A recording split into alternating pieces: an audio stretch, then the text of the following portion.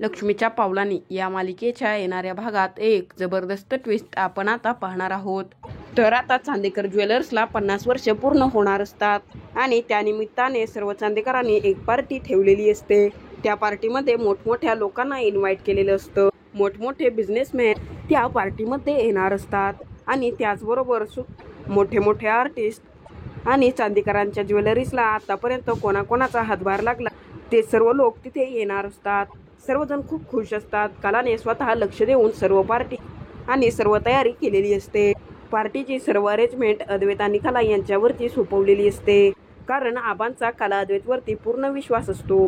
त्याचमुळे अद्वैत कलाने आता सर्व काही तयारी एकदम उत्कृष्ट अशा पद्धतीने केलेली असते। आणि आता पार्टीमध्ये अशी सुद्धा एक व्यक्ती येणार असते, ती आर्टिस्ट असते, तिचं नाव असते नंदिनी आणि त्या सोशल मीडियावरती सुद्धा खूप फेमस असतात आणि त्याचबरोबर त्या एक मोठ्या आर्टिस्ट असतात आणि चांदेकरांसोबत तिचे चांगले संबंध असतात, म्हणूनच ती त्या पार्टीमध्ये आलेली असते। आता चांदेकर म्हटल्यावरती मोठी मोठी माणसं तिथे येणार असतात आणि अद्वैत कलाला म्हणत असतो की कला, तू तुझ्या रोजच्या साड्या नेसून बाहेर येऊ नकोस आणि तू हे विसरू नकोस की तू आता चांदेकरांची सून आहेस आणि माझी बायको आहेस।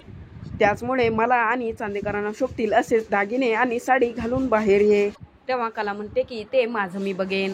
तिथे अद्वैत आता मोठी अनाउन्समेंट करत असतो। सर्वांना अद्वैत म्हणत असतो की आबांनी कशा प्रकारे 50 वर्षांपूर्वी चांदेकर ज्वेलर्सची स्थापना केली हे सुद्धा त्याला आबांनी आणि प्रदीपने सांगितलेलं असतं आणि तो मिळालेल्या माहितीनुसार सर्वांना सांगत असतो आणि कशा प्रकारे आबांनी एका शॉपमधून सुरुवात केली होती आणि त्याच एवढ्या मोठ्या शॉपच्या आता इतक्या साऱ्या ब्रँचेस झाल्या आणि चांदेकरांचा बिझनेस खूप मोठ्या प्रमाणामध्ये वाढत गेला।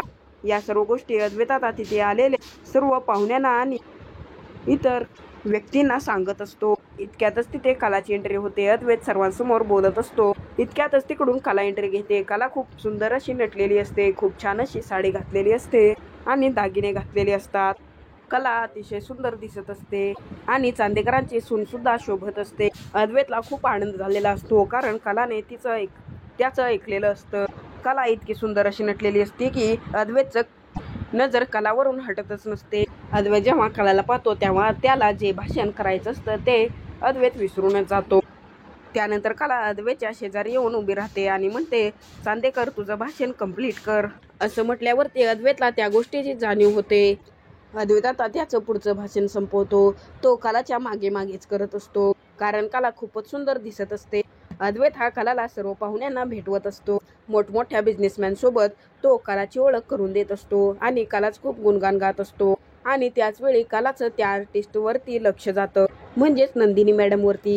कला खूप खुश होते, कारण कला त्या नंदिनी मॅडमची खूप मोठी फॅन असते। नंदिनी मॅडम काय खातात काय खात नाहीत, त्यांना काय आवडतं काय नाही, त्या काय काम करतात, त्या डिझाईन कशा काढतात याची सर्व माहिती कलाला असते आणि कलाने आतापर्यंतच्या सगळ्या डिझाईन त्यांच्याकडून इन्स्पायर होऊन त्यांचं बघून आणि शिकून काढलेले असतात। आणि कला अद्वैतला म्हणत असते की अद्वैत एवढी मोठी आर्टिस्ट पार्टीमध्ये आली आहे। तेव्हा अद्वैत कलाला सांगतो की हो, त्या आपल्या ओळखीच्या आहेत आणि चांदेकर ज्वेलर्सला सुद्धा त्यांनी खूप मोठी मदत आजपर्यंत केलेली आहे आणि आपले त्यांच्याशी चांगले संबंध आहेत। कला म्हणते की बापरे अद्वैत, माझा तर विश्वासच बसत नाहीये। मी नंदिनी मॅडमला माझ्यासमोर बघते, मला त्यांच्याबद्दल सर्व काही माहिती आहे। ज्यावेळेस मला आर्ट माहीत नव्हतं ना, त्यावेळेस मला त्याची खरी जाणीव नंदिनी मॅडमनीच करून दिली आहे। नंदिनी मॅडम यांना मी समोरासमोर असं कधीच भेटले नव्हते, परंतु त्यांचे व्हिडिओ बघून, रील्स बघून मी आतापर्यंत खूप काही शिकले आहे। तेव्हा अद्वैत म्हणतो की छान कला, तू त्यांची एवढी मोठी फॅन आहेस का? त्या तुला खूप आवडतात का?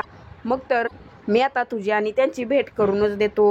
मी तुझ्यासाठी एवढं तर करूच शकतो। आणि मग त्यानंतर अद्वैत आता कलाला नंदिनी मॅडमकडे घेऊन जातो। कलाची ओळख करून देत तो नंदिनी मॅडमला म्हणतो की ही माझी बायको कला। असं म्हटल्यावरती नंदिनी मॅडमला कलाला भेटल्यावरती खूप आनंद होतो। अद्वैत हा कलाबद्दल गुणगान गात असतो आणि तो म्हणत असतो, ही आमच्या चांदेकरांची डिझायनर आहे आणि ते खूप अशा उत्कृष्ट प्रकारच्या डिझाईन बनवते। कलाने चांदेकर ज्वेलर्सला आतापर्यंत खूप मोठी मदत केली आहे आणि तिच्यामुळेच आम्हाला स्वामीनाथन यांची खूप मोठी अशी डील मिळाली आणि खास वैशिष्ट्य म्हणजे कलाने सर्व डिझाईन तुमच्याच बघून शिकले आहेत। ती तुमची खूप मोठी फॅन आहे। तेव्हा कला सुद्धा म्हणते, हो मॅडम, तुम्ही माझ्या रोल मॉडेल आहात। मी तुमच्या सर्व रील्स बघते, तुमचे व्हिडिओ पाहते, त्यामध्ये खूप काही शिकण्यासारखं आहे. हे ऐकून नंदिनी मॅडम खूप खुश होतात. परंतु त्या तोंडावरती तसं काही दाखवत नसतात, कारण त्या खूप स्ट्रिक्ट असतात. आणि त्या कलाला विचारतात की तुला डिझायनिंग बद्दल नेमकं काय माहीत आहे. तेव्हा कला म्हणते, मी खूप छान अशा डिझाईन बनवल्या आहेत, मी त्यातली एक तुम्हाला दाखवू का. मग कला त्यातली एक पेंटिंग घेऊन येते आणि नंदिनी मॅडमला दाखवते. तेव्हा त्या कलाला म्हणतात की कला, नुसती पेन्सिल घेऊन काहीतरी काढून कोणीही आर्टिस्ट बनत नसतं, त्यासाठी खूप सारी प्रॅक्टिस करावी लागते. आणि तेव्हा कुठेतरी मग आर्टिस्ट आणि डिझायनर वगैरे होत असतं. खरा डिझायनर तोच असतो जो मनापासून मेहनत करतो आणि त्याची पूर्ण कसरत करतो. कलाला नंदिनी मॅमचं हे बोलणं ऐकून वाईट वाटतं. अद्वैतने सुद्धा हे ऐकलेलं असतं, त्यामुळे अद्वैतला सुद्धा फार वाईट वाटतं. नंदिनी मॅमनी कलाचा अपमान केलेला असतो. कला म्हणते, परंतु मी सर्व काही उत्कृष्टपणे करते, मी आतापर्यंत चांदेकरांना खूप मोठ्या प्रमाणामध्ये डिझाईन्स पुरवल्या आहेत. नंदिनी मॅम म्हणतात की कला, तू असं शिक्षण घेणार आहेस का. तुला डिझाईन काढण्यासाठी ट्रेनिंगची आणि जास्त मेहनतीची गरज आहे. तू आता चांगल्या डिझाईन बनवतेस, पण तू जर आणखीन जास्त मेहनत केली, सराव केला, तर तू खूप मोठे डिझायनर होशील. कला, तू माझं ऐक. नंदिनी मॅडमच्या या गोष्टी कलाला खोलवरती रुजलेल्या असतात. पार्टी वगैरे झाल्यावरती कला त्याच गोष्टीचा विचार करत असते. कलाच्या डोक्यामध्ये तोच विचार चालू असतो त्या नंदिनी मॅमचा.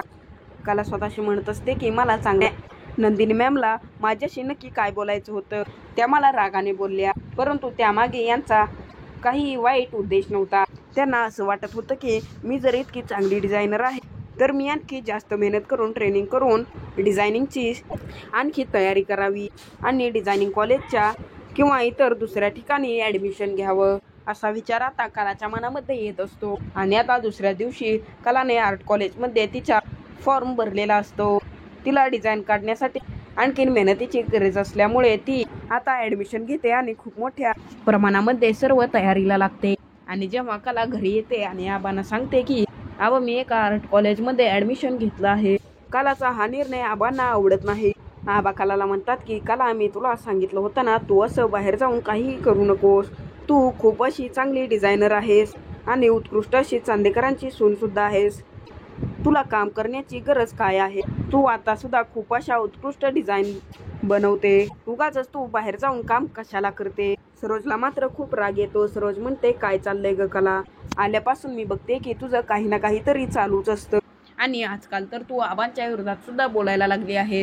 तुझी ही नाटकं मी अजिबात ऐकून घेणार नाहीये. आणि आता कलाजवळ असलेले ते डॉक्युमेंट्स म्हणजे भरलेले फॉर्म आणि इतर पेपर सरोज कलाच्या हातातून हिसकावून घेते आणि ते कागद ती जाळून टाकायला लागते. सरोजने त्या फाईलला आग लावलेली असते. तिथे कला आता ती आग हातानेच विझवत असते. इतक्यातच हा सर्व प्रकार अद्वैत पाहतो आणि म्हणतो, इकडे हे सर्व काही काय चाललंय. आणि अद्वैत तिकडे येऊन त्या फाईलची आग अद्वैत स्वतःहून विझवतो आणि तो म्हणतो की आई, हे सर्व काय चाललंय. सरोज म्हणते, अद्वैत बघ, तुझ्या बायकोने आर्ट कॉलेजमध्ये ॲडमिशन घेतलंय आणि ती आता बाहेर जाऊन सर्व काही काम करणार आहे आणि आता आबांच्या विरोधामध्ये सुद्धा चालली आहे. आबा म्हणताय तिला तू बाहेर काम करू नकोस, तरी सुद्धा ती ऐकत नाहीये. तेव्हा तिथे अद्वैत सरोजला म्हणतो की मॉम, सॉरी, मला तुझा हा निर्णय मान्य नाहीये. जर कलाला डिझाईनच्या कॉलेजमध्ये ॲडमिशन घ्यायचं आहे तर घेऊ देत ना. तू का अडवत आहेस. आणि शिकण्यामध्ये कसली लाज आली आहे. ती खूप चांगली डिझायनर आहे आणि तिने आपली आतापर्यंत खूप मदत केली आहे. जर ती यापेक्षा जास्त चांगल्या डिझायनर बनवू शकते तर आपण त्यामध्ये तिची मदत करायला नको का. एकतर त्यांच्या घरची परिस्थिती खूप वाईट होती, त्यामुळे ती काहीही शिकू शकली नाही. कलामध्ये खूप चांगलं टॅलेंट आहे आई. मला तर कला काही चुकीचं करते असं वाटत नाही. हे ऐकून कलाला आश्चर्यच वाटतं, कारण अद्वैतने चक्क सरोजच्या विरोधात जाऊन तिची बाजू घेतलेली असते. आबांनी घेतलेला निर्णय सुद्धा अद्वैतने मान्य केलेला नसतो आणि सरोजच्या विरोधात जाऊन चक्क अद्वैत आता कलाच्या पाठीशी ठामपणे उभं राहिलेला असतो. हे पाहून कलाला खूप आनंद होतो, परंतु अद्वैत मात्र आता आबांच्या आणि कलाच्या विरोधामध्ये गेलेला असतो. त्यामुळे सरोजला खूप राग आलेला असतो आणि सरोजला जी मुलगी आवडत नाही त्याच मुलीची अद्वैतने बाजू घेतलेली असते, म्हणजेच कलाची बाजू घेतलेली असते. तर आता कला पुढील डिझायनिंगचं शिक्षण कसं घेणार आणि उत्कृष्ट अशी डिझायनर कसं बनणार हे आपण येणाऱ्या व्हिडिओमध्येच पाहणार आहोत.